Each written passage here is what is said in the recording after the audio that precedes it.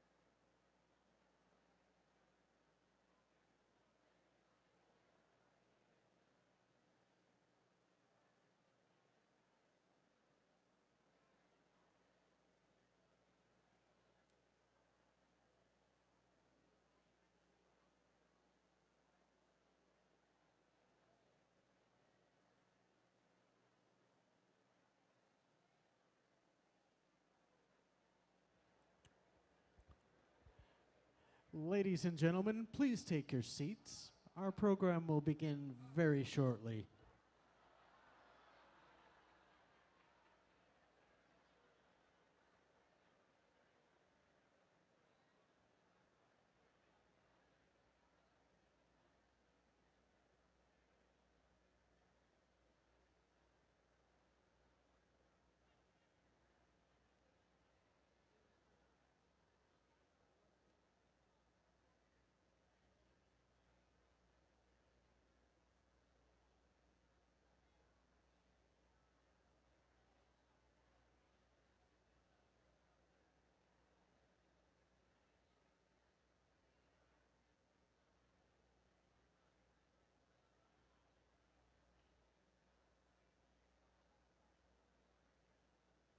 Ladies and gentlemen, Dr. Douglas Ander, Rabbi Lawrence Rosenthal, Rabbi Neil Sandler, Greg and Beth Paradis, Ambassador Stuart Eizenstat, and the Vice President of the United States, Joe Biden.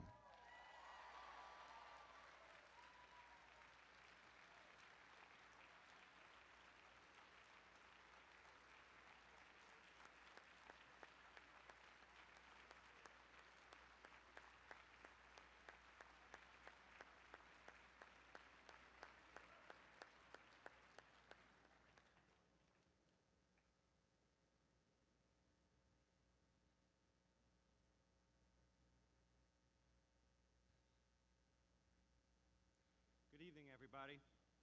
My name is Douglas Ander, and I'm the president of Ahavath Achim Synagogue, also known as AA Synagogue.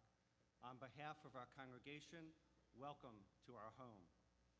Each year, we are blessed at AA to receive this gift from the Fran Eizenstat and Eizenstat family, who support and assist in organizing this lecture series. This is a gift received on an annual basis by the congregation and the greater Atlanta community.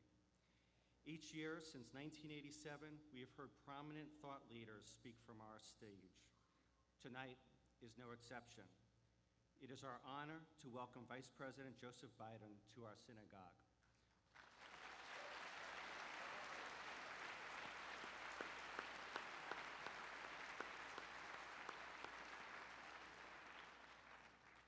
I want to personally thank him for being here tonight.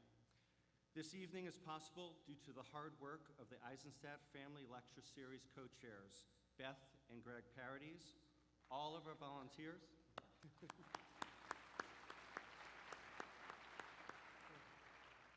all of our hardworking volunteers, and the professional staff of our synagogue. This event, and many others like it, demonstrate the centrality of AA Synagogue within the Atlanta community. So my cell phone has gone off on occasion in this sanctuary during a sermon, and I must warn you that it can be quite embarrassing, even for a physician on call. Imagine the embarrassment if your cell phone goes off in the middle of a speech by the Vice President of the United States. Now would be a good time, if you haven't done it already, to turn ring to off, to vibrate. My best recommendation is just shut off your phone at this point in time, please. The national anthem and the Hatikva will be sung tonight by our own Mindy Margolis. Once again, welcome to AA Synagogue. Please rise.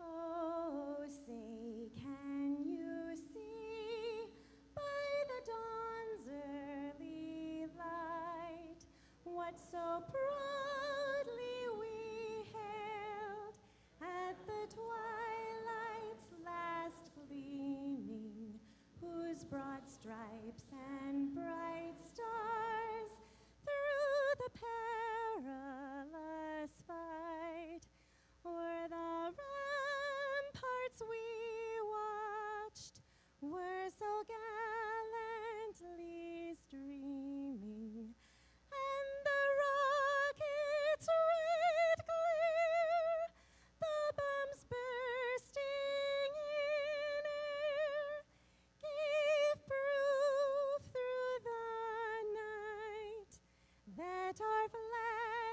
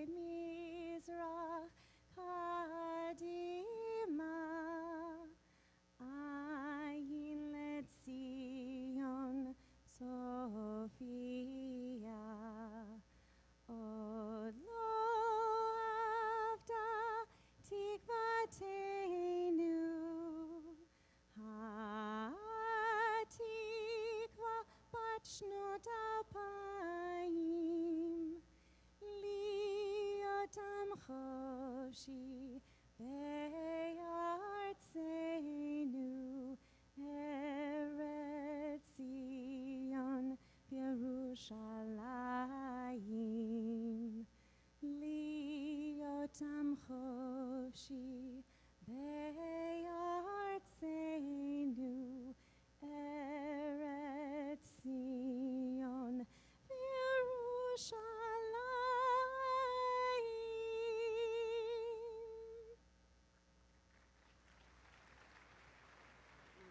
Thank you so much for an honor to meet you.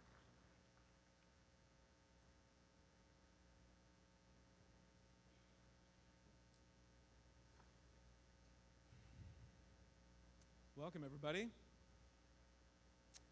So sing along with me if you know the melody. Berosh Hashanah yikatehevun, Yom Tzom Kippur yichatehemun. 10 days less, we will be standing in rooms like this, the Jewish community on Rosh Hashanah, singing those words. Difficult theology. On Rosh Hashanah, it is written, and on Yom Kippur, it is sealed. And then we go into a litany that is so powerful and difficult, you cannot but tremble. Who will live and who will die in the coming year? Who by fire, who by water? The list goes on, and it is difficult to not feel powerless. It is difficult to not hear those words and think that life is random. Life is about things happening to us, not us happening to it. And we read those words and we become passive. But if we would only go a little further, if we would read a little more, we would read and understand and learn Chotam Yad Kol Adam Bo, that in our hands is our sealing for each year. We live in a world where so often we feel powerless. We feel like things happen to us rather than us happening. But our liturgy, our words remind us that we are sealed, and the sealing of our souls, Yad Kol Adam Bo, that it is in our hands. Take a look at the people in your brochure. Take a look at who has graced the stage for this incredible Eizenstat family lecture. And then, Mr. Vice President, these individuals have shown us and continue to be exemplars that we do not live in a world of passivity. Instead, it is in our hands to make a difference. It is in our hands to make the world into a better place. It's easy to become jaded. It's easy to become put off by politics, by the way it all works. And then you come to the Eizenstat lecture, and you have the possibility to be reminded that Chotam Yad Kol Adam Bo, that in fact, our world requires us to take it into our hands and to seal our own fate, to not wait for others to do it for us. Vice President Biden, you are an example to us. You are an example to us to remind us all that in fact, this world is ours to hold, this world is ours to cherish, and this world is ours to make better. Thank you for being with us, and thank you all for coming here tonight.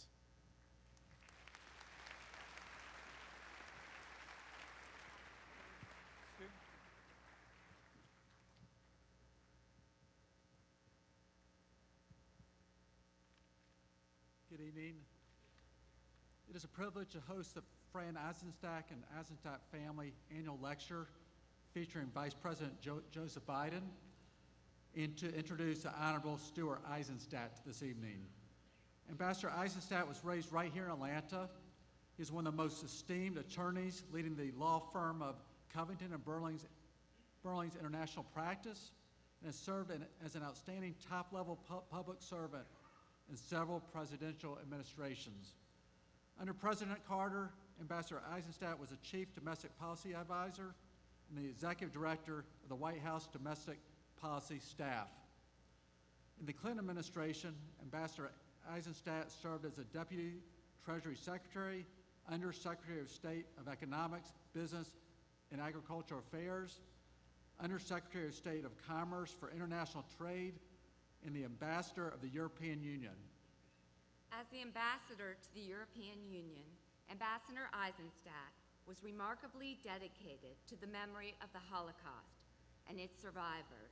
He negotiated relentlessly on behalf of issues of restitution and return of communal property, resulting in significant agreements with the Swiss, German, French, Austrian, and Central European governments, worth more than $8 billion to Holocaust victims, their families, and other victims of Nazi oppression.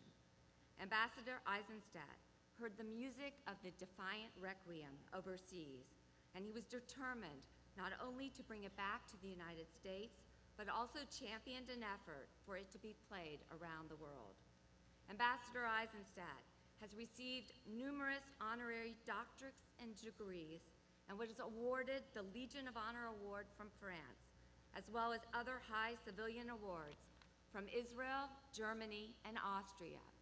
The esteemed David Harris, the National Executive Director of American Jewish Committee, said, Ambassador Eizenstat is best known for his credibility, his integrity, and experience regarding issues pertaining to the Holocaust.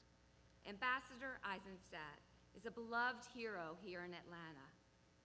It is often said that you can take Stuart out of Atlanta, but you cannot take Atlanta out of Stuart.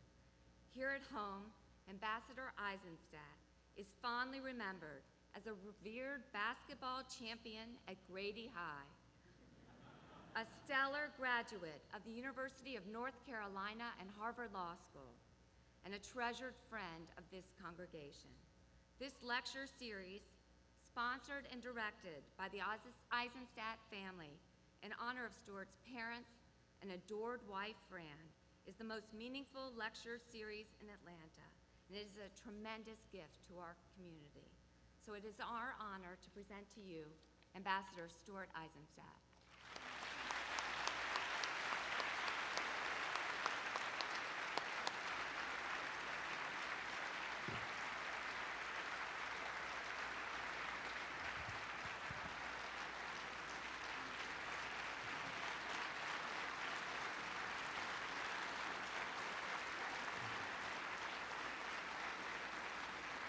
Welcome to all of you. We kept you waiting a few minutes because the Vice President was supposed to go straight from Miami here. There was an emergency National Security Council meeting in Washington. He had to go back to Washington and then come here, which shows again his dedication to be with us. This is the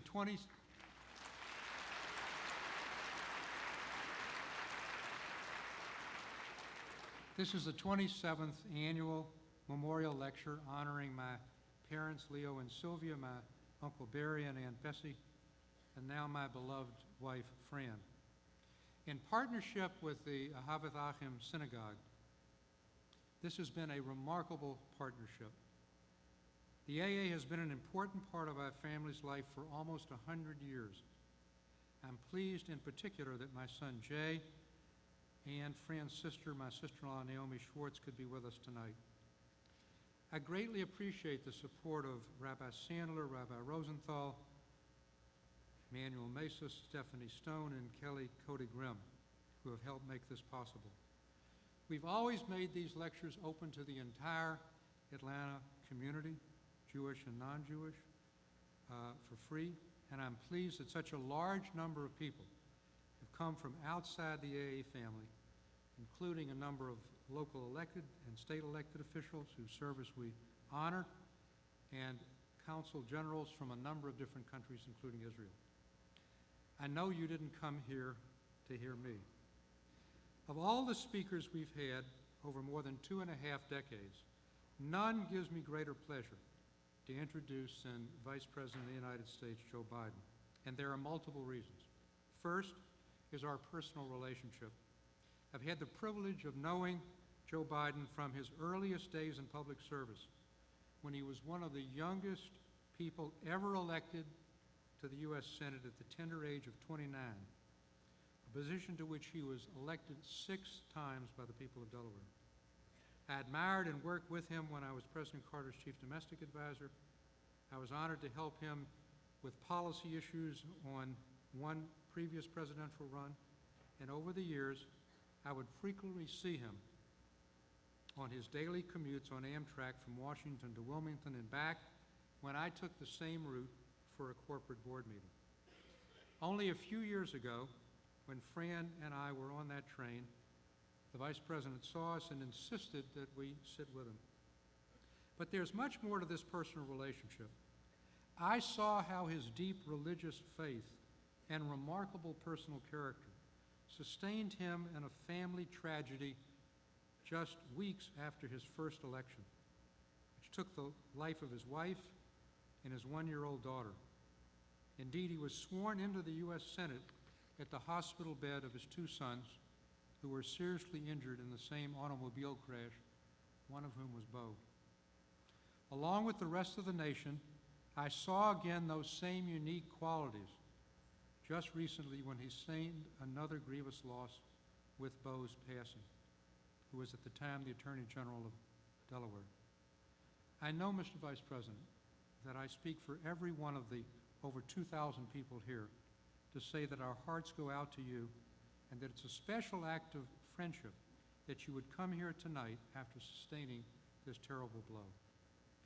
I want everyone to know what kind of a very special person Joe Biden is. Not just a distinguished public official we all have admired and, if I may say, loved, but also a warm and caring human being. He came with no fanfare and no advance notice to be part of the mourning period for Fran, when she passed away in February of 2013, sat throughout the entire Shiva service, and only at prodding finally spoke and made highly comforting remarks, having come through the trauma of losing a beloved spouse himself.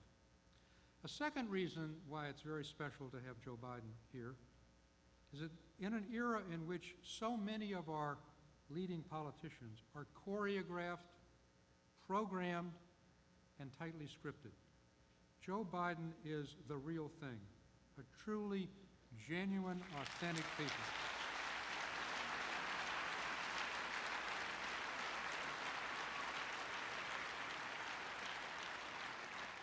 He speaks from his heart, not from talking points. His human touch is as evident when he meets with kings and princes and prime ministers as it is when he does what he really likes best, and that is interacting with the American people from west to east. He has a special empathy and understanding of the challenges of working Americans who get up every day, work hard at jobs which often pay too little, and try to provide as much as they can for their families.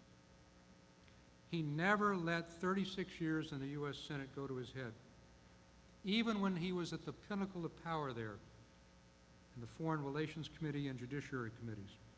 He got into politics to help those most in need, and he's devoted his career to being a champion of working men and working women, to assist the disadvantaged, and to extend full civil rights protection to all Americans, regardless of race, creed, religion, or sexual preference. A third reason it's special to have Joe is Israel and the Jewish people, who have had no greater friend than Joe Biden for more than 4 decades as senator and now vice president. He's been an unswerving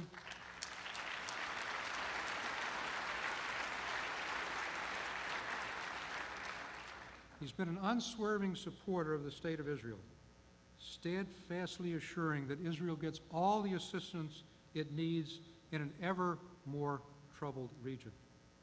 He's been at the forefront of opposing efforts at the United Nations to unfairly single out Israel for opprobrium.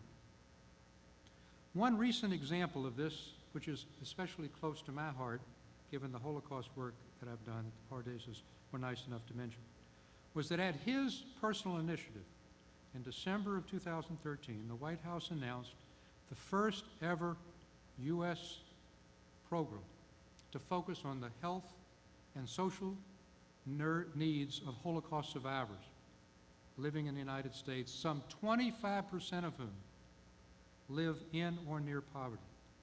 It was his leadership that not only launched the program, but that got Congress for the first time to appropriate money in fiscal year 2015 for this Biden initiative. And the last reason why it's special to have him here is his accomplishments in public office. As senator, he was the acknowledged leader in the passage of the landmark bipartisan Violent Crime Control Act that touched nearly every aspect of law enforcement and that made our cities and our neighborhoods safer. In an era of polarized and partisan politics, Joe Biden was so beloved by his Senate colleagues that he was the only senator asked to speak at the funerals of both conservative Republican Senator Strom Thurmond and liberal Democratic Senator Frank Lautenberg, who jokingly called him the only Catholic Jew. Because of his long leadership in foreign affairs, the then Majority Leader of the Senate, George Mitchell, recalled laughingly that when he would bring visiting heads of state to see senators, he would say, now this is Senator Smith and this is Senator Jones. And when he came to Senator Biden, the foreign leader said, forget it, hi Joe.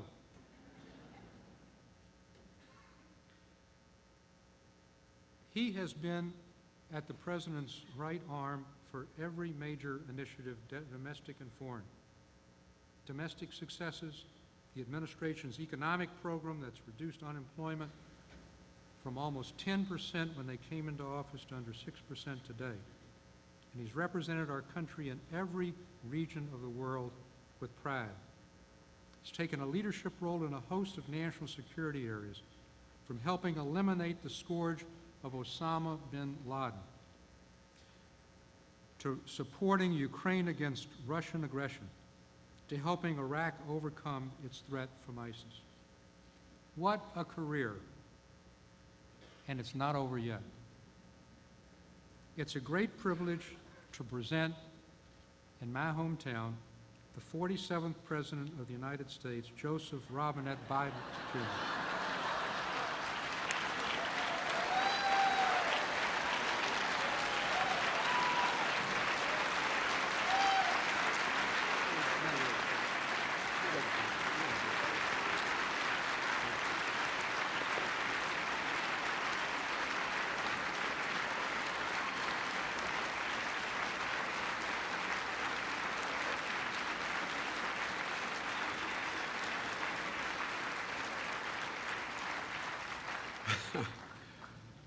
Thank you very much, Mr. Ambassador. If my father were here, he'd believe it, and my mother would say, who in the heck are you talking about? It's if I were smart, I'd say thank you and just sit down right now. You know, I won't take much time. I could spend the whole lecture talking about my affection and respect and how much I mean this sincerely, we're the same age, but how much I've looked up to Stu. And I can. I'm trying to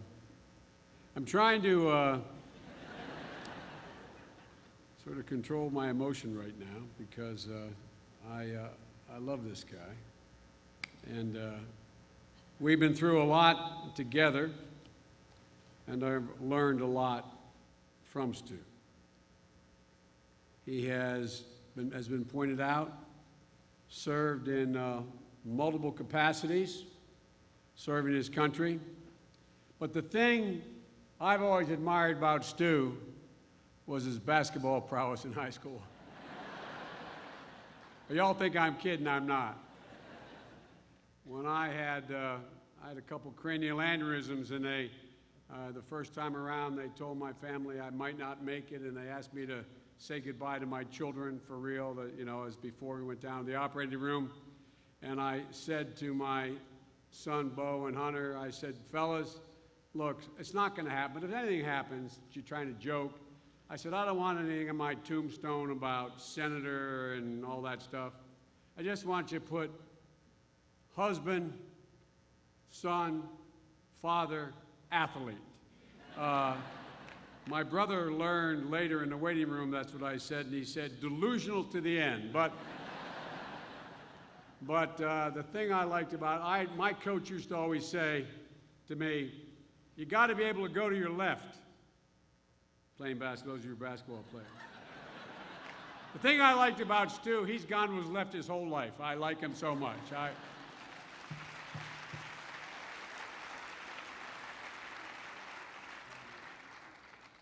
And Stu, it is not hyperbole to suggest that all that you've done and accomplished would not have been done as well or been as consequential without Fran.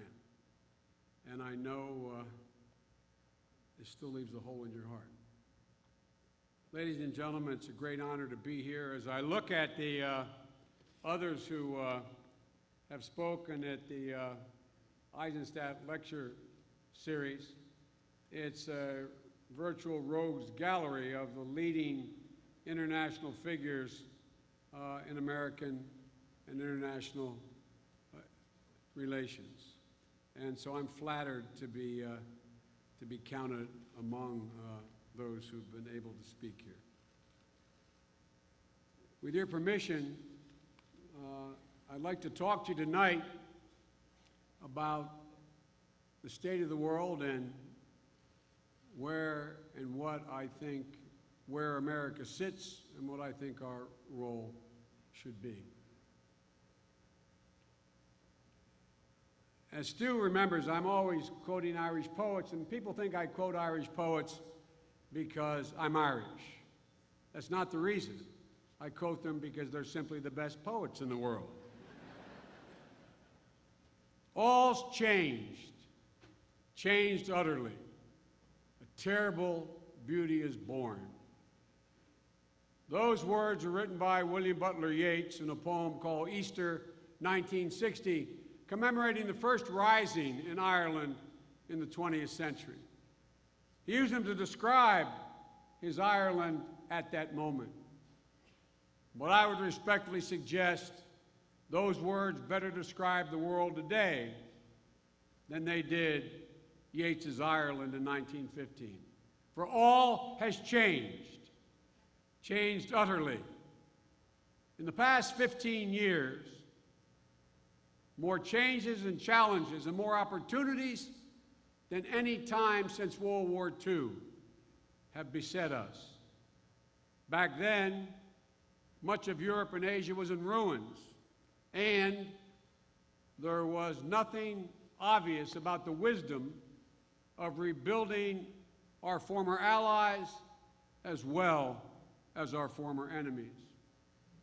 It was one of the great inflection points in human history, and a new international order was needed to keep the peace and bring prosperity back to the world. So we launched the Marshall Plan, created the United Nations, NATO, the World Bank, the IMF, and so much more, because we recognized that democracy never flourishes where our economy is dormant. It took vision, and it took political courage. And the nations around the world reap the benefit no more than we did here in the United States of America. And today, I would respectfully suggest we stand at another inflection point in our history. China has become the single most important relationship of the 21st century. New powers like India and Brazil are altering the global balance. Existing powers like Russia and regional powers like Iran are testing and crossing the limits of international law and acceptable behavior. And non-state actors like ISIL are upending state systems in the Middle East and prevent a clear and present danger to so many. The technological revolution we're undergoing is opening entire new frontiers of innovation and collaboration, but also exposing us to new significant vulnerabilities. The energy revolution is transferring the geopolitical landscape. We no longer face the world-ending dangers we confronted during the Cold War, when thermonuclear exchanges were a possibility, a real possibility. Today's threats are more diverse and different in magnitude, but there's no doubt that terrorism is a threat for which we must remain vigilant, but also keep it in perspective. The risk of the average American dying in a car crash or from cancer is far more likely than being the victim of a terrorist attack. Even if we face fewer existential threats than previous generations, I understand the world doesn't always feel like it's a safer place. When we turn on our TV or the phone screens that we carry, they're filled with images of brutality and disorder. In this complex and seemingly chaotic world, securing our vital interests requires strengthening the key pillars of our global leadership and exercising our influence in the right and wise way. We can't just lead only by the example of our power. We also must lead by the power of our example. We have to maintain the finest military in the world. We need a prosperous economy, both as a foundation for a stronger military, but also as a linchpin for our global influence. And we must stay true to our values, because the more we enjoy the world's respect, the more and the easier it is for us to be able to lead the world. It's clear we have to confront the challenges of the day, but we can't lose sight of the big picture, the long view. We without question remain the most powerful nation in the world's most indispensable power. And we've demonstrated, and we have the power to demonstrate it, that we will not hesitate to act alone in using power to protect the American people or our vital interest. But it's important we understand that not every problem in the world is about us.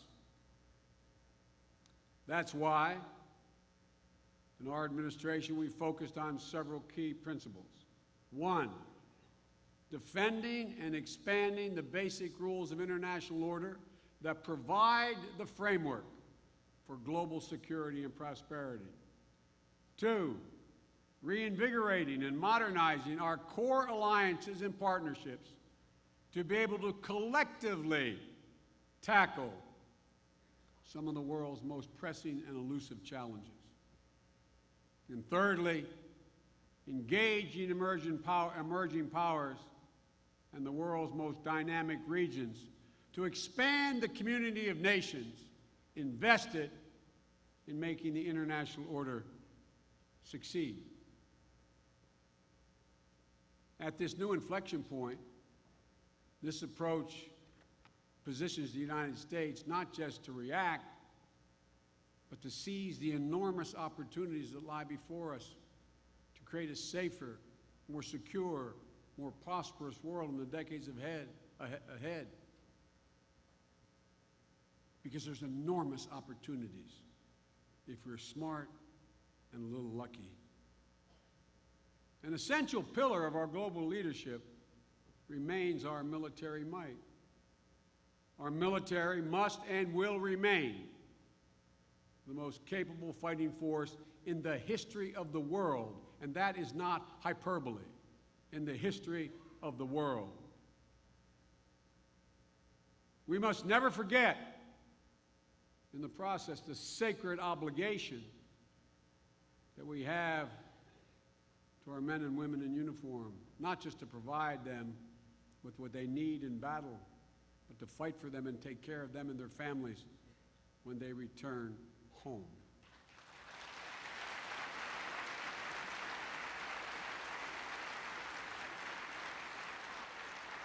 Because of who we are, we have never hesitated to use force when necessary, even if it means acting on our own. But in every case, our use of force should be guided by two main principles.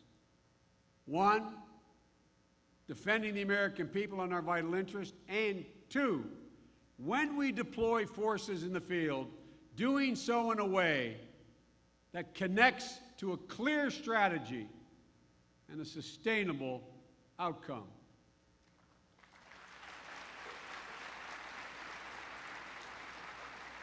Even as over the last 7 years we've vastly improved our homeland security, we have nonetheless taken the fight to Al-Qaeda and ISIL and other violent extremists that threaten our citizens by going after the terrorists wherever they hide.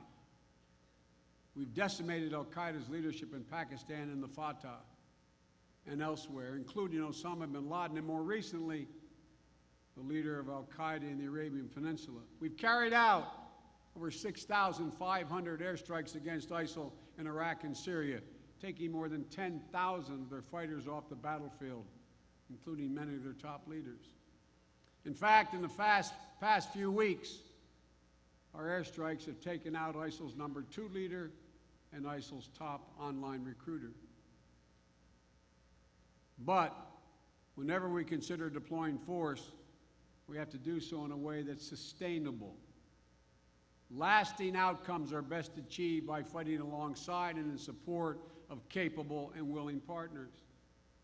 So we're working alongside countries like Great Britain, France, Australia, Spain, the Netherlands, and many of our Arab partners, and now Turkey, to take the fight to ISIL and support local forces in Iraq and Syria.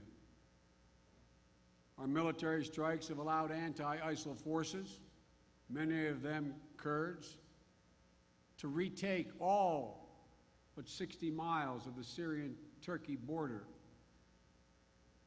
And I've been directly involved in discussions with President Erdogan in Turkey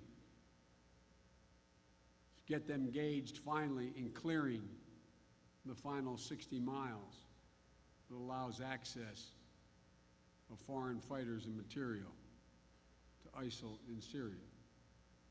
In Iraq, although you'd never know it from the headlines, ISIL now controls a third less territory than they did a year ago. ISIL is a horrific enemy.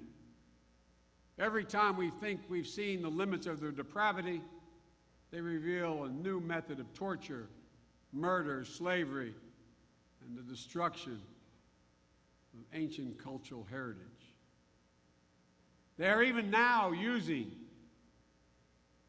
a bastardized version of the Quran to justify on religious grounds, rape as an appropriate behavior.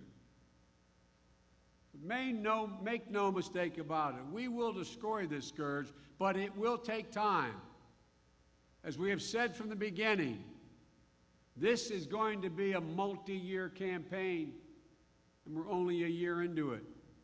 The extent of ISIL's 25,000 foreign fighters coming from 100 different countries is something the world has never seen before. We will continue to degrade and ultimately destroy them. We have to be honest and sober about how long it will take and how difficult it will be. This requires a degree of diligence, and patience. And sending thousands of ground troops, as many of our friends seem eager to do, isn't a solution.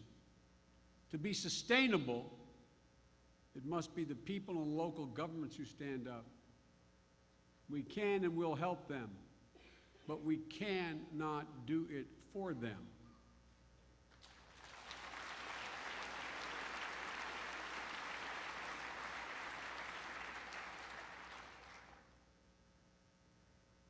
A strong military is only possible with a strong economy, the second pillar of our global leadership. We have gone from crisis to recovery.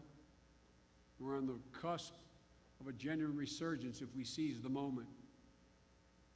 American corporations are coming home.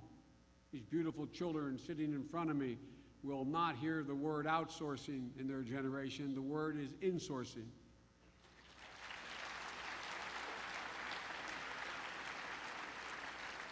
And that's not because of Barack Obama and Joe Biden, although I think we've helped. No, I didn't say that for applause. I'm being completely straightforward with you. As Stu points out, no one ever doubts I mean what I say, but the problem is sometimes I say all that I mean. Corporations are staying and coming home to America because we have the best research universities in the world. We have the most adaptive venture capitalist system in the world. We have a rule of law that protects intellectual property, courts that fairly adjudicate contractual differences. We have the most productive workers in the world, 3 times as productive as workers in China, for example. And we are and will be, for the remainder of 3/4 of this century, the epicenter of energy is North America. It is not the Arabian Peninsula. It is not Africa. It is not Venezuela. It is, in fact, without exaggeration, North America.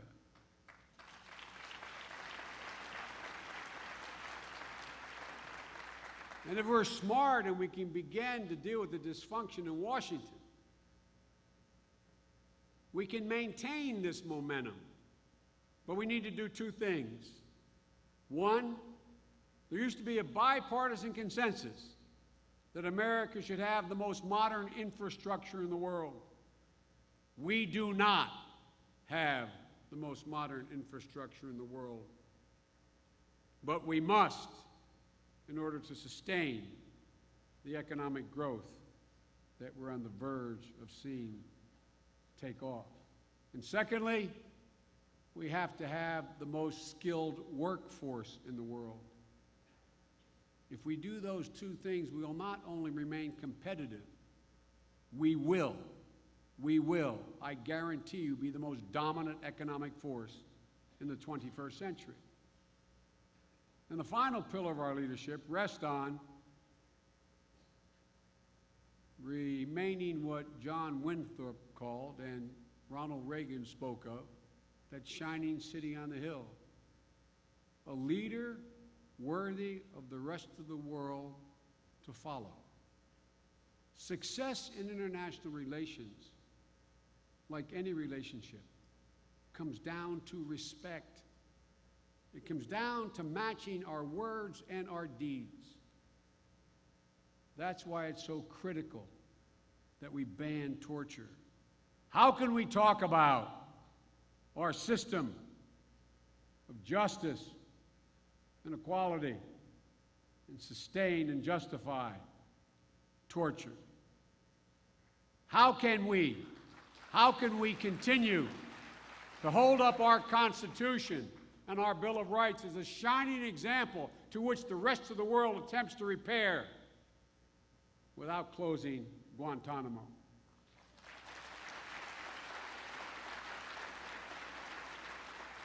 How can we lead without reforming the conduct of our intelligence operations? And why?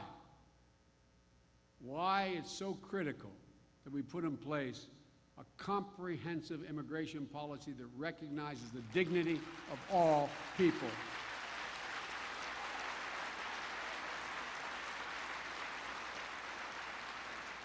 The President asked me to manage relations in this hemisphere, and I promise you, nothing is more consequential to even the most sophisticated, well-educated leaders in the hemisphere, other than recognizing that we treat people of like culture with respect. My grandfather Finnegan was a very well-educated man, but he never, and he wasn't a typical Irishman who celebrated and wore funny hats on St. Patrick's Day. He was a sober soul. But he could never reconcile his attitude toward Great Britain. And the reason for that is, even though he was in America, he said, Joey, how can I believe I'm respected when they don't respect the heritage I come from? The same thing pertains throughout this hemisphere, folks. It's the right thing for our country and for our standing in the world to stand by our values. And I'm confident that if we sustain the world's strongest military, the most robust economy, and remain true to our values, we will remain, for the foreseeable future, the world's indispensable nation. But as I said, the world is changing. There are multiplying actors and deepening interconnections. And we have to work in concert with others whenever possible to head off the common threats and pursue common interests. In today's world, with all its changes, we need to continue to defend the basic rules of international order, adapting and expanding those rules for the 21st century. The founding principle of modern international system was out of the Treaty of Westphalia. It's about territorial integrity, the inviolability of borders. No principle matters more to our common security. Without it, there is chaos. Nations have not always respected this principle, but there's no question that adherence to it has dramatically improved over the last 50 years. At the end of the Cold War, NATO and Russia signed what most people forget, a thing called the Founding Act, a document that stated that both Russia and the member states of NATO would abide by the principles of sovereignty and territorial integrity, and would refrain from threat or use of force in contravention of the UN Charter and the Helsinki Final Act, setting the stage for the first time in modern history of a Europe whole, free, and at peace. But yet last year, in an effort to support Ukraine's ability to choose its own destiny, Russia illegally annexed their Crimea and sends troops and weapons into eastern Ukraine. In the face of that aggression, we acted, imposing hard-hitting sanctions against the Russian economy, using all our power and influence to bring along our European members who were more reluctant to engage in this activity, convincing the international community to oppose Russia's actions, including suspending their participation in the G8. Were we not leading that effort, it would have been another example in this generation of a transgression that is impermissible without the international community responding, leading to more transgressions. And if this aggression continues, the cost for Russia will continue to climb. In the domain of international trade, the rules governing free trade among nations have been essential to the unprecedented increase in global prosperity since World War II. This was reflected in America's post-World War II commitment to protect the conduits through which commerce flows. This commitment is even more essential today. But we need to update the rules to reflect a modern economy and the progress in human rights and progression. We need trade agreements that protect the rights of labor and workers, protect the environment. And in a globalized economy, we have to reinforce our commitment to the free flow of commerce in the air, on the seas, and in cyberspace.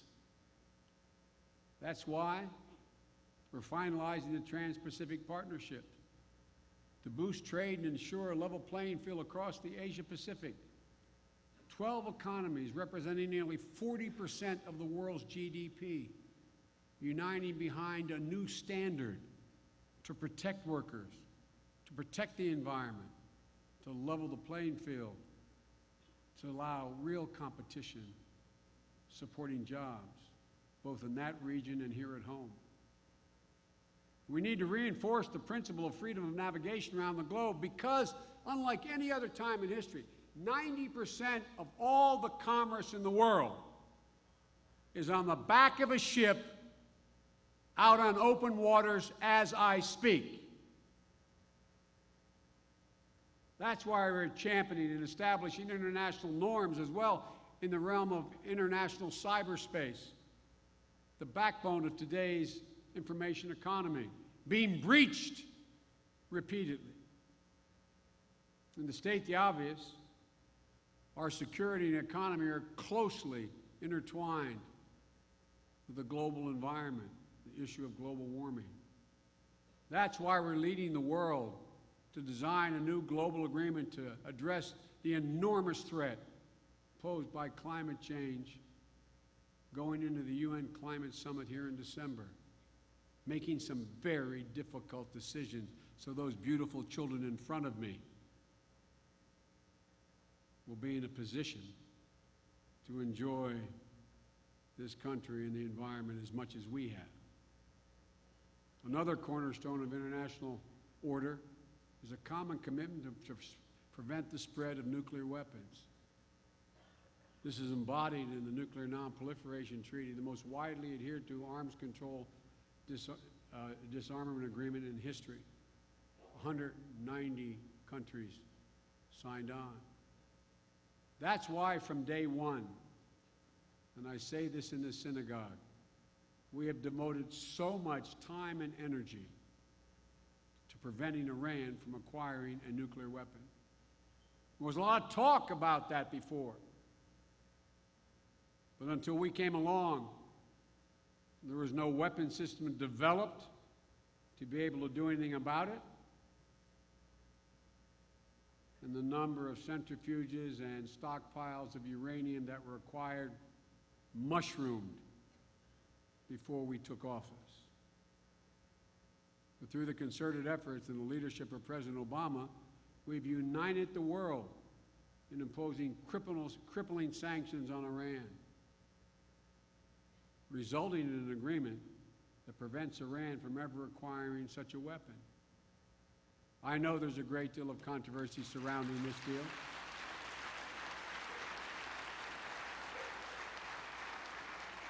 This morning before I went back to Washington, I spent time with, I believe it was 40 of the leading Jewish activists and leaders in Miami, discussing in detail for almost 2.5 hours this agreement.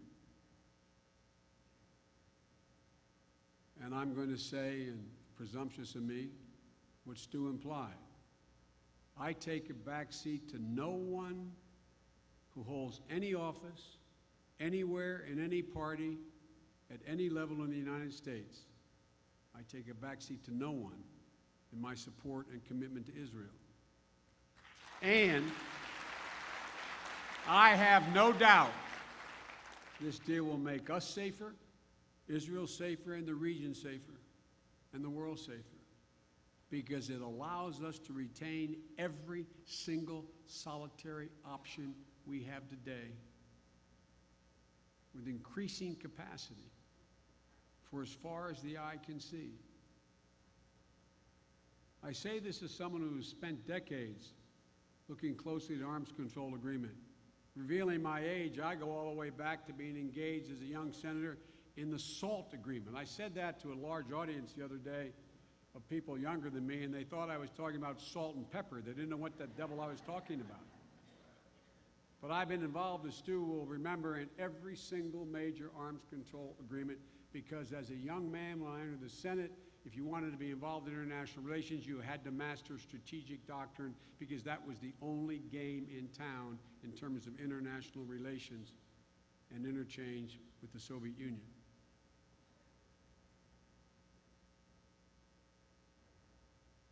And I have been a skeptic, as the press has pointed out. I've been, as they say in southern Delaware, the skunk at the family picnic. I've been a skeptic about the administration's ability to negotiate this agreement. But I'm convinced, and this deal is not about trust. This deal is only about one thing: the ability to verify without anyone able to interfere with our ability to verify and reimpose sanctions. This deal provides a long-term solution, closing off every pathway of Iran has to a bomb. It contains Iran's enrichment capacity for more than a decade, reducing their centrifuges by 2/3, their stockpile of enriched uranium by 98%, preventing them from using the uranium to produce a bomb in their Iraq reactor, prevents Iraq reactor from becoming a plutonium factory. It imposes the most intrusive inspection regime ever negotiated in any arms control agreement in history, offering the best defense against a covert program. And if Iran violates the deal, we can impose sanctions and no one can stop us at the UN, and we can reimpose our own sanctions. And no collections of states, including Russia, China, can block us from doing that the way the agreement is written.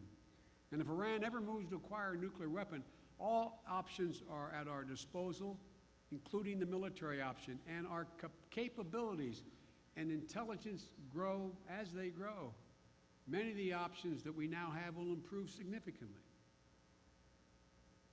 If I want to rob your house, if before I do that, I'm allowed to have inspectors in every room in your home, know which drawer you have the condiments in, know where the towels are, etc., and then you violate an agreement, my ability to go back into your house is overwhelmingly more, I'm more capable of doing it than I'd have never been in that house. That's what this inspection regime allows. And no one argues, including our friends in Israel, that for the next minimum 10 years, that we have absolute transparency. And by the way, for the record, we can challenge an inspection anywhere in Iran, including military bases, including military sites. I could go on and take the whole evening to speak to this, but this is a good deal.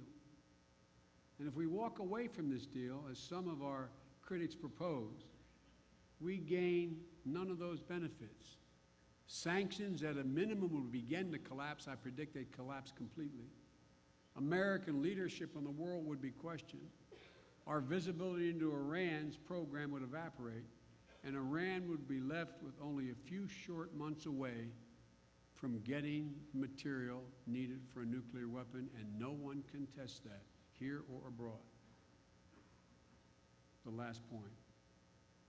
Our diplomacy with Iran makes clear that challenges we face today require collective responses, both in enhancing our success and building an international consensus for the actions we may have to take on our own. Which is why another key element of our strategy entails strengthening our core alliances and our partnerships. In Europe, we've strengthened NATO, improved our collective capabilities in response to the common threats.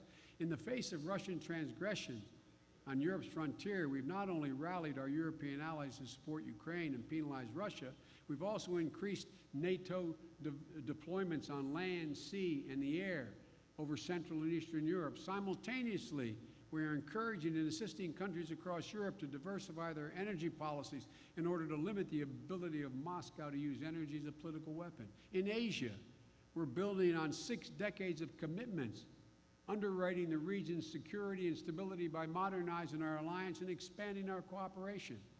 America today has more peacetime military training and partnerships in the Asia Pacific than ever before, and by 2020, 60% of our naval assets and 60% of our air power will be stationed in the Pacific.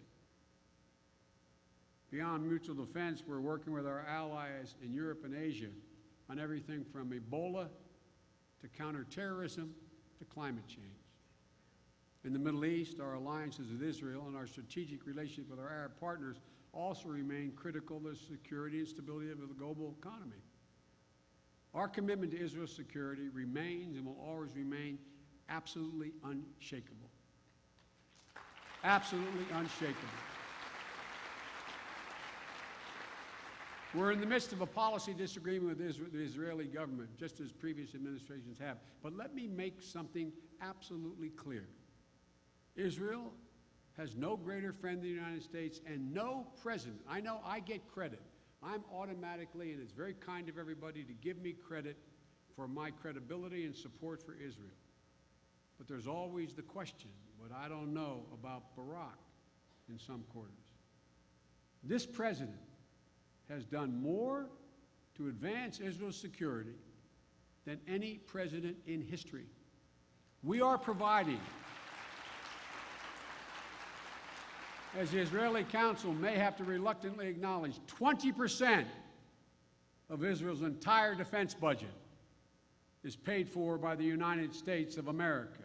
It has never been there before, and we make no apologies for that. More than $3 billion every year in security assistance. A willingness to talk about a 10-year guarantee, a memorandum of understanding that it will not be lessened. Another $3 billion. In addition to that, extensive support for Israel's missile defense system, including Arrow 3 and David slings, and $1 billion in supplemental support for Iron Dome since 2010, saving countless Israeli lives. We've taken unprecedented steps to ensure Israel maintains its qualitative edge against any potential foes, including the provision of penetrating munitions, the F-35 stealth fighter, which only Israel will possess in the region. This commitment to Israel on my part and the President is personal. Consequently, we will continue to remain a steadfast supporter of Israel. And when this is finished, I predict to you, Israel and Bibi, who's an old friend, a personal friend, will be willing to sit down and talk about what additional security assistance we can provide along the lines that we've offered. There's also a state of apprehension among some of our Arab friends about the wider implications of the Iran deal. I get these concerns, but let me be crystal clear.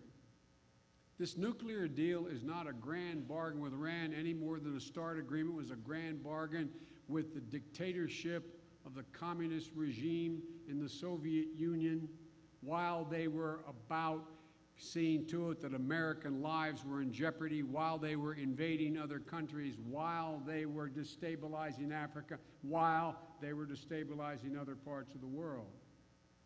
This is not a permission slip for Tehran to destabilize the region and threaten our friends. And let me make something else clear. Every sanction in place against any entity or individual in Iran for the support and encouragement of terrorism stays in place. Nothing changes.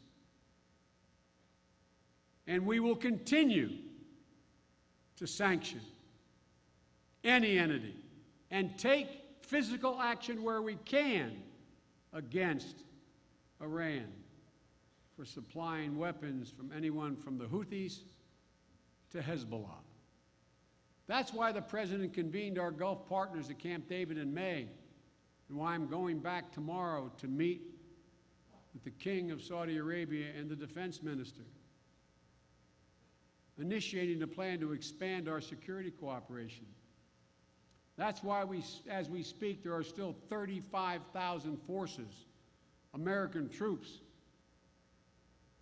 like my son who spent a year in Iraq, deployed in the region to protect our interests and defend our friends. Just as we did during the Cold War, we struck arms control agreements with the Soviets while continuing to counter all the threats they pose to us and our allies around the world. We will continue to push back against the destabilizing activities of Iran, defending our interests and our allies against Iranian aggression, speaking out against anti-Semitism, Iran's human rights abuses, and demand the release of people illegally held, and continue the sanctions and maintain sanctions on any entity, including the IRGC and Soleimani and others who support and engage in destabilization. Over the next decade, it's possible the Iranian people will demand moderation of the government behavior. There'll be a new regime in place, but I'm not counting on that, and no one should. This nuclear deal is not premised on that. Even as we confront today's threats in that region, we have opportunity to seize transformational opportunities, expanding the community of responsible stakeholders invested in common security and stability. And to do this, we have to deepen our engagement with emerging powers in the world's most dynamic regions, expanding the community of responsible stakeholders invested in common security and prosperity. Countries like India, Indonesia, Mexico, Brazil, Nigeria, actors that increasingly play a critical role in addressing global challenges. But managing our relationship with China is maybe the single most important relationship that will shape the course of the 21st century. In 1979, as a young senator, I was, along with 5 other senators, the first Americans to visit China after, quote, normalization.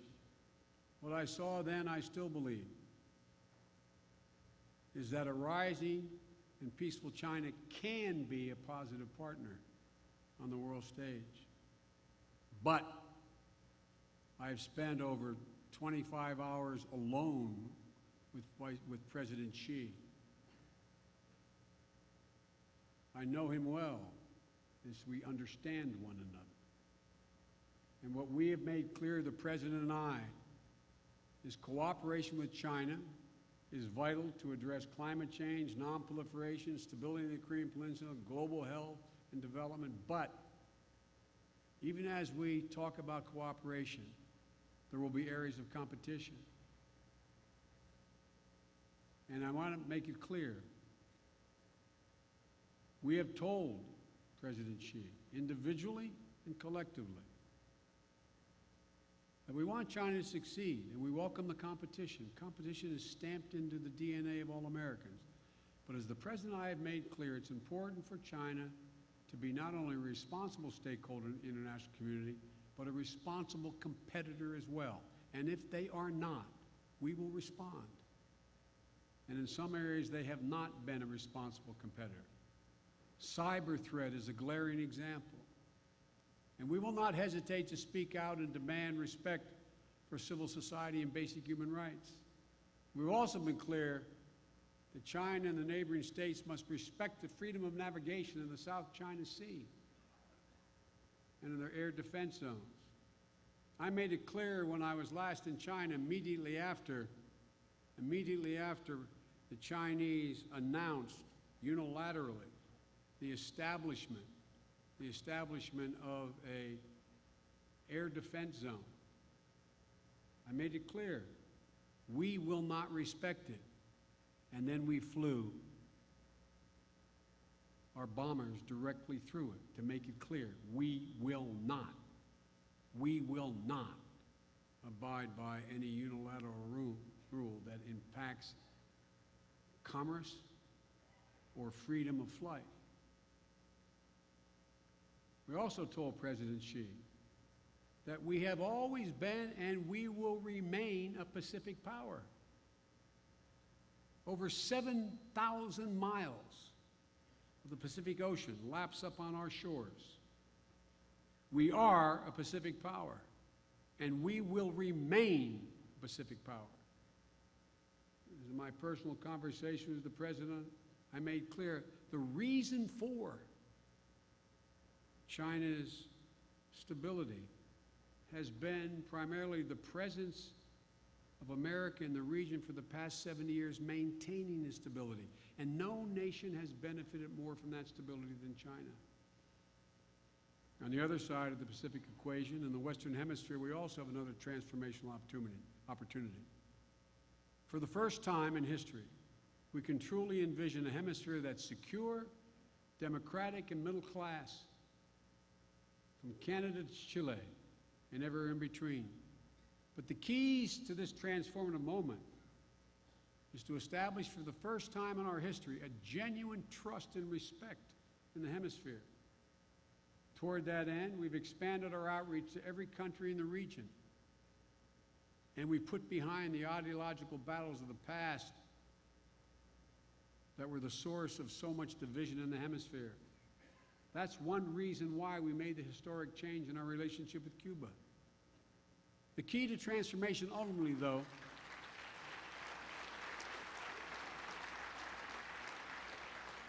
the key to transformation ultimately in this hemisphere is gaining the respect and trust of the region. Establish a relationship based on mutual respect. I made a speech in Colombia that I now have heard repeated by almost every president in South America. I said, it's no longer what we can do for you, it's what we can do with you. And it's amazing. It's amazing the impact that one phrase has had in the hemisphere. And toward that objective, it's absolutely necessary we have a rational and humane immigration policy. The President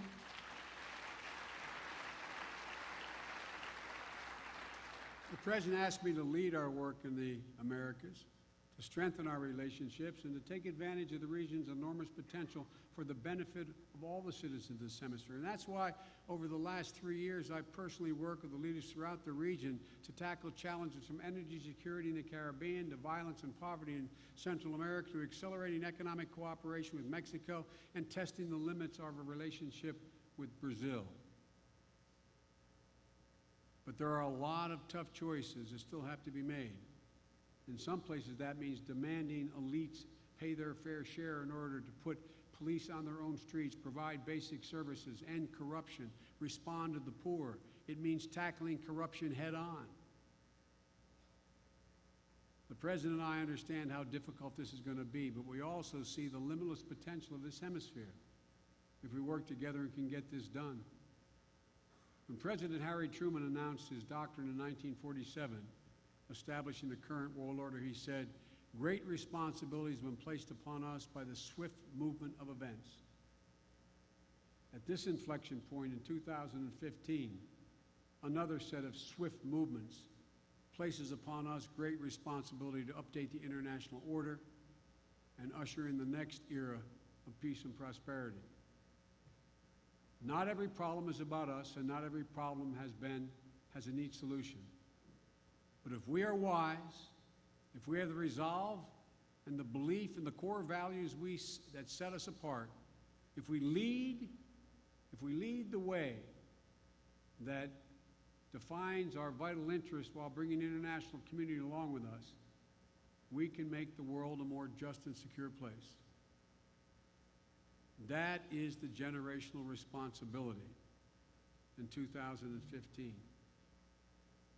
It will be hard, but if you're ever going to be engaged in this enterprise, the time to be engaged is when the world is changing. That's the only opportunity.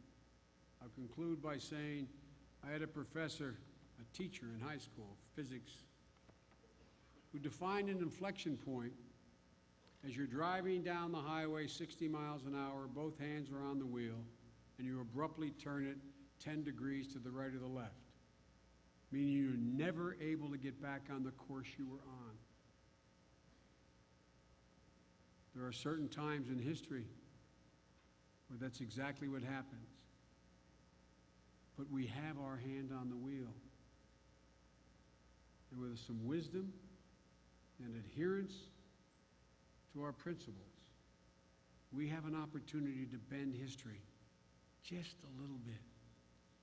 Bend it just a little bit. And if we do, the benefits we'll reap for America, and in turn the world, will be as profound as the benefits our grandparents reaped for us at the end of World War II. May God bless you all, and may God protect our troops. Thank you.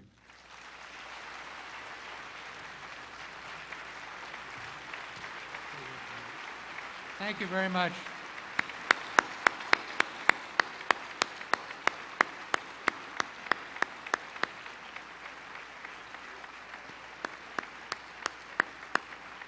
We can all be so proud of Joe Biden. And he's agreed to take a few questions. And so permit me to ask them. And I have to say to you that your challenge to us is profound, and I think that everyone has come away from this evening with great inspiration.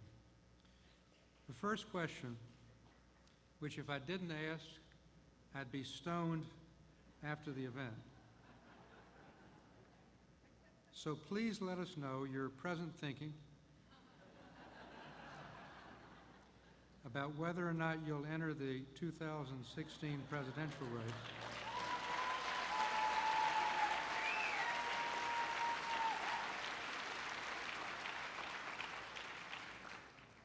The difficult factors that you have to balance in making that decision, and your timing in announcing your intentions.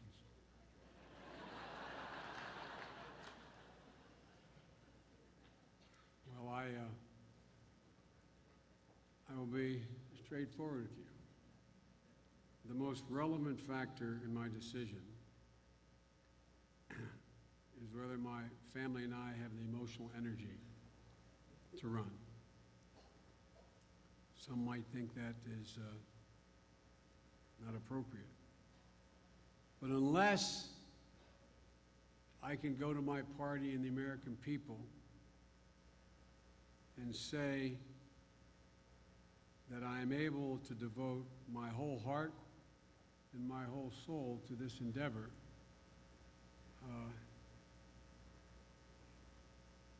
it would not be appropriate. And everybody talks about a lot of other factors, the other people in the race, and whether I can raise the money and whether I can put together an organization. That's not the factor. The factor is, can I do it? Can my family undertake what is an arduous commitment that would be proud to undertake under ordinary circumstances? But the honest-to-God answer is I just don't know.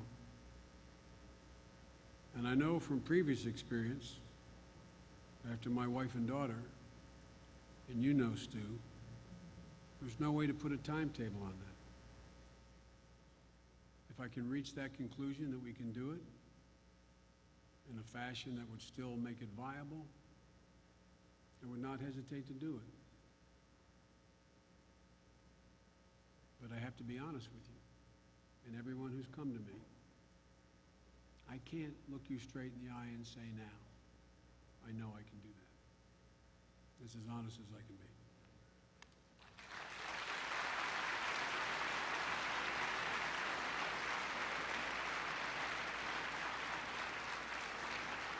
That kind of honesty is why everyone admires and loves you, Joe.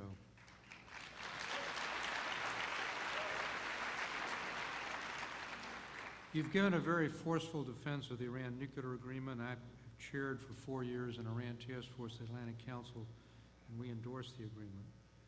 You are very close to Israel and Jewish leaders. You've met with them. Why does the Israeli government and many leaders of major Jewish organizations so strongly oppose the agreement? And what do you see the course of the agreement as Congress comes back into session in the next few days? That's a really fair question.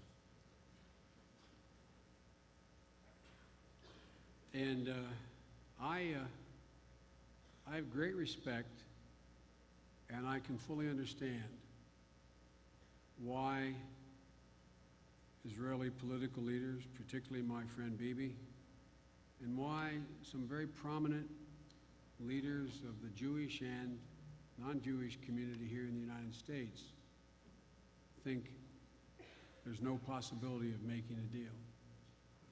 Because they don't think that any agreement can be made with a regime that calls for the destruction of the State of Israel. And that's a rational position.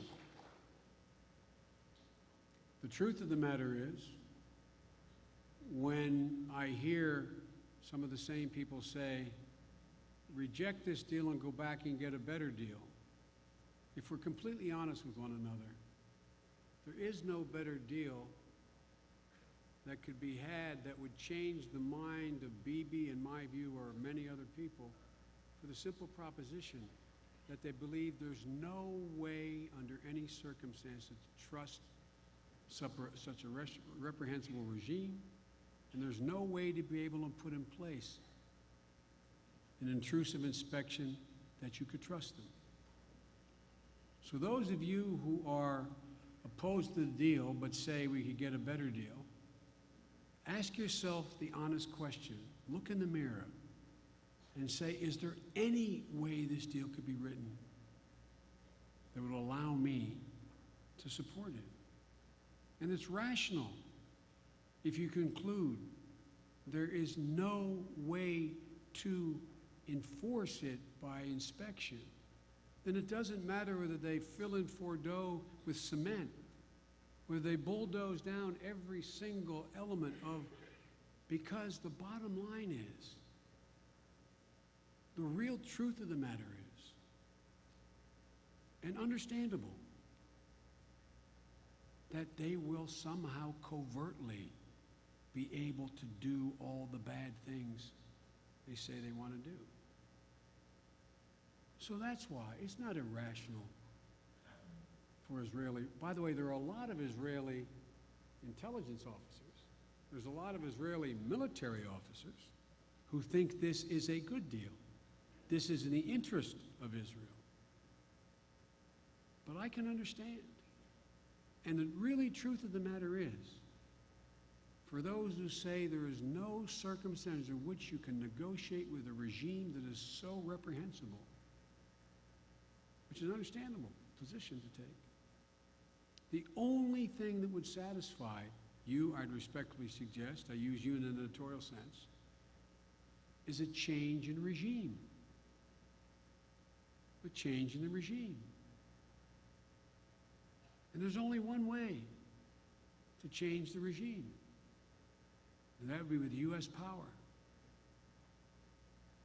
And one other thing I should state without getting into classified information,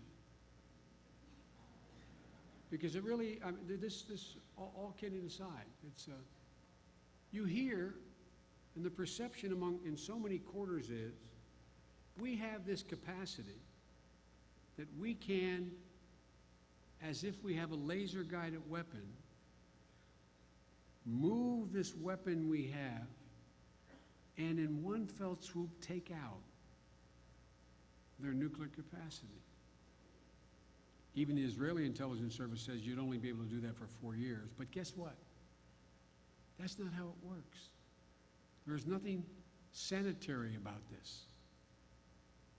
It would require hundreds of sorties, requirement to take out their air defense systems, with collateral damage being consequential, located in areas. We are prepared to do it if they move forward, but make no mistake about it. This is an undertaking that is the equivalent of war. It's not like taking out, like the Israelis did, a reactor out in open sight, away from population centers. And in the process, find me any military man or woman in any country will tell you there is not a serious likelihood that an American naval vessel will be blown out of the water with suicide ships in the Persian Gulf. Tell me what a president does then. Does he say, we've taken out for 4 years their capacity to generate a nuclear weapon, and we've only lost 2, 3, 5, 700 sailors. Let's call it even. Does anybody think that would be the case? If we must, we will. But there's nothing surgical about this. Nothing surgical about this. And the only thing that makes Iran more dangerous in the neighborhood, in their support of terrorism and enemies of Israel and our allies, is Iran with a nuclear weapon. So as we Catholics say, examine your conscience. Is there any deal you can contemplate, if you're opposed to this, that you could support? It's a reasonable position to take. I respect Bibi's position. I respect my colleagues like Chuck Schumer who've reached that conclusion. But I do not come to that conclusion.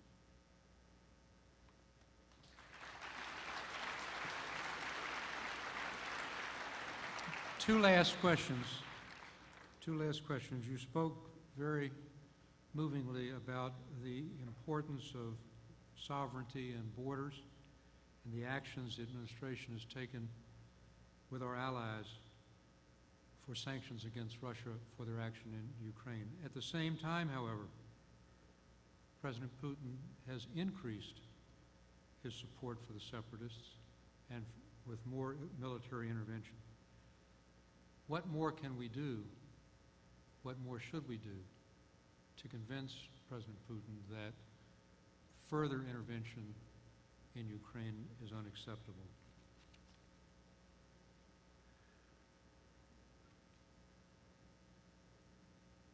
Several things. First, let's talk about what we have done so far. In Ukraine, we have intervened with the IMF and the World Bank and other financial institutions to maintain their economic stability. We have committed $2 billion in loan guarantees. We have rallied the European Union to provide additional billions of dollars to shore up their economy, because the way that Putin wishes to take down Ukraine is to collapse their economy, so they collapse internally and politically. But we've also, on the security side, provided hundreds of millions of dollars of equipment, and American military personnel are on the ground as I speak, training their military and their National Guard. We have imposed significant sanctions on Russia, as well as working with our EU partners to ramp up those sanctions if Russian aggression continues. And we have, equally as importantly, put pressure on the Ukrainian government, which heretofore had been a fairly corrupt institution, to make the changes required under the Minsk Agreement to root out corruption, to provide independent inspectors general, to rewrite their constitution, to provide for greater autonomy in the eastern regions and obelisks, and to engage in other economic reforms, which are equally as important to maintaining the support of Europe in order to be able to outlast Russia in their efforts. And so there is more we can do, including in the area of we have not ceased and desist from contemplating the use of and provision of additional weapons and capability to the Ukrainians. It is clear if the Russian army, these quote little green men who are Russian uniformed, trained personnel who are in Ukraine without their patches on, if Russia decides they want to militarily take down Ukraine, they can. But the economic, political, and military consequences for Russia will be devastating. Russia is an economy that is collapsing. Russia is a state that is having trouble maintaining its stability. It's losing population, it's losing influence, and it does not have the resources and capacity and technology even to develop the resources it has. And under Putin, he's leading them to an era of sort of self-immolation. But there can be a lot of pain in the meantime that can be inflicted by them. But ultimately, they will not succeed.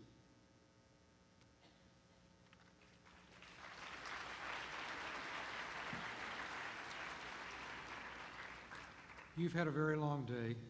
Started in Florida, went to a National Security Council meeting in Washington, now back here, and now back to Washington for another National Security Council. And that is the reason why I think I'm going to stop my questions now, because you've answered questions about ISIS and China. So I want to end with this point. Whatever decision you make in your own good conscience with your family in the weeks ahead, you have given us a remarkable tour de horizon, a remarkable statement of the best of American values. It is terribly important, Joe Biden, that whatever your decision is, that the United States of America continues to have the full use of your remarkable experience, talent, commitment, and heart. And I want to say to you,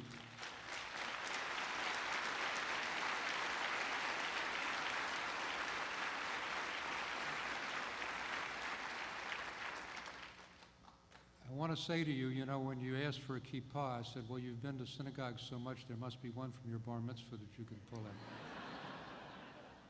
But I want to close with this one statement that I think sums up Joseph Robinette Biden, Jr. Joe Biden, you are a mensch.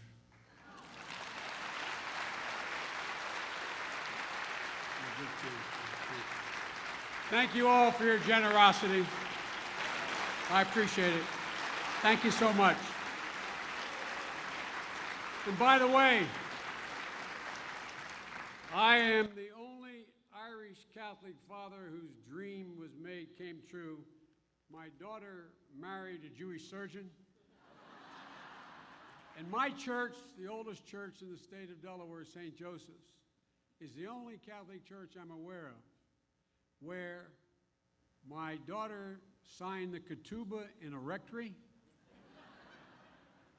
a rabbi officiated at the wedding, Father Murphy, the Catholic priest, just did the vows, and the most beautiful,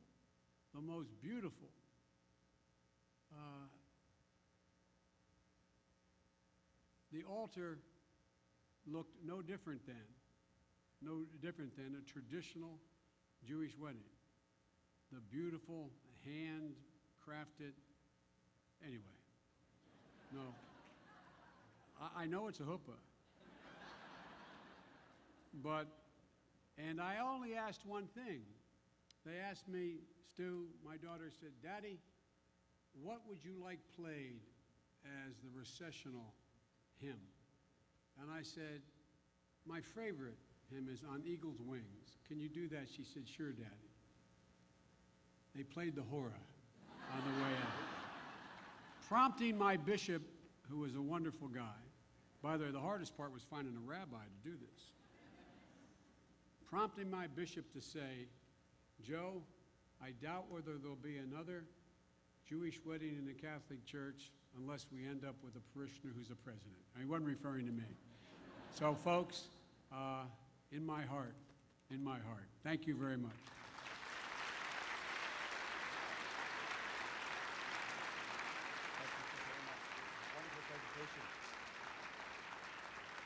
Mr. Vice President, on behalf of our congregation, we want to thank you very much for joining us here this evening for a wonderfully stimulating presentation. We were thinking about the gift that we could offer to you, a token of our affection and of our appreciation, and we came up with this idea of this mezuzah, and then I heard that you were at the Jewish Community Center in Florida yesterday, and I thought, horror of horrors, what if they gave him a mezuzah already? You know, what would this Catholic vice president do with 2 mezuzot? But we'll find out about that later, Right on perhaps. the world. Get on the world. But I want to tell you something about this mezuzah that we want to give to you, because I think it actually shares a very important message, not just with you, but with all of us. First, about the way in which this particular mezuzah is affixed on the doorpost of a home. It's done at an angle, always in a manner that it is pointing inward. And there's a message in that. The message, of course, is that while everything that goes on out there, out in the world, the kind of matters that you are sharing with us here this evening, very, very important matters, you know something? There's an even greater significance about what goes on in the direction in which that mezuzah is tipped, inside that home, because of the nature and the priority of family. It's actually reinforced, you can see here, by this parchment, this cloth. A passage there that we Jews know as the Shema and V'ahavta that tells us, V'shirantam levanecha. You have to teach your children. Again, as I said, just a reinforcement of that prioritization of family, because that really is ultimately what makes the greatest difference in our lives. It's no secret that on some level there are individuals who disagree perhaps with some things that you said here this evening, if you can imagine. And that's part of the beauty of our great, great democracy, that we can disagree at times. But on this, because it's actually been said already, on this I can assure you that all of us agree that you have been a tremendous exemplar to us with everything that you do in this country and in this world. The kind of priority and the place that your family occupies within your life. May they and you continue to be a blessing to each other. May God continue to bless you, and may God bless the works of your hands. Amen. Well, thank you very, Thank you so much again. Thank you. It's beautiful. Thank you very much. Thank you. Appreciate it very, very much. You're very generous. Thank you, Rabbi. I really mean it. Ladies and gentlemen, please remain in the sanctuary until the Vice President departs. Once again, ladies and gentlemen, please remain in the sanctuary until the Vice President departs. The shuttle buses will be arriving very shortly.